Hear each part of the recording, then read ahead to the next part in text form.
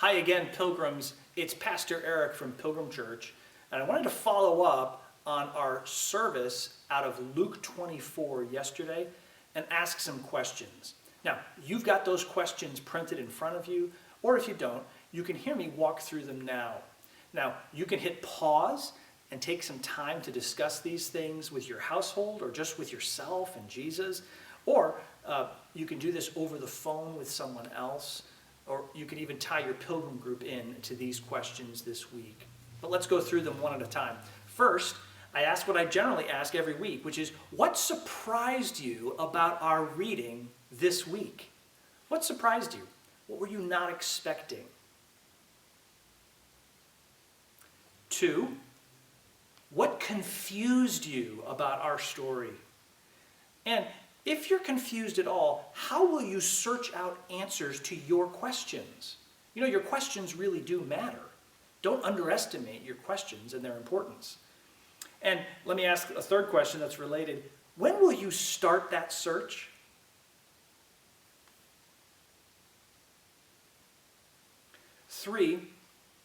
Our third question goes like this.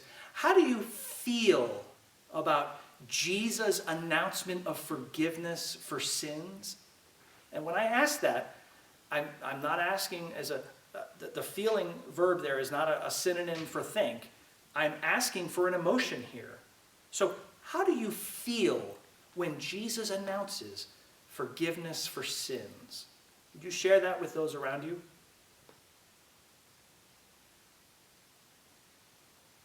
4, I want you to think like a writer.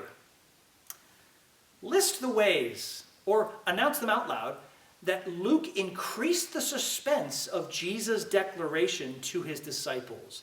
There's some pretty classic ways of a writer increasing the suspense in our story. And just share those out loud or write those down with those around you.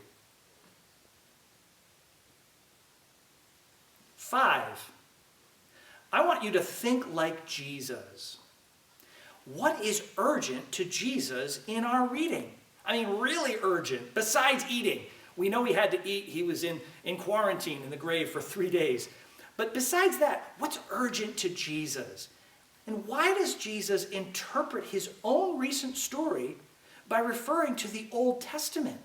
That's got to cause you some cognitive dissonance. Ask the question and do the best you can at answering that one.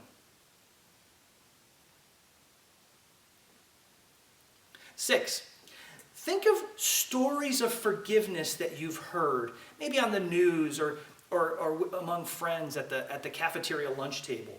How do you feel when a victim forgives the victimizer without the victimizers admitting guilt?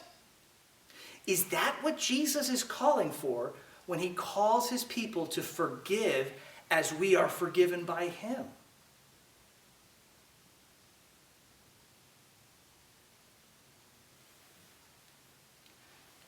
7, with whom can you share this story this week? What's their name? How will you get in touch with them? Who will you share it with this week? That's number 7.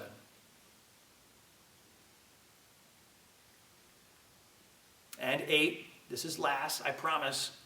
Question number 8 goes like this.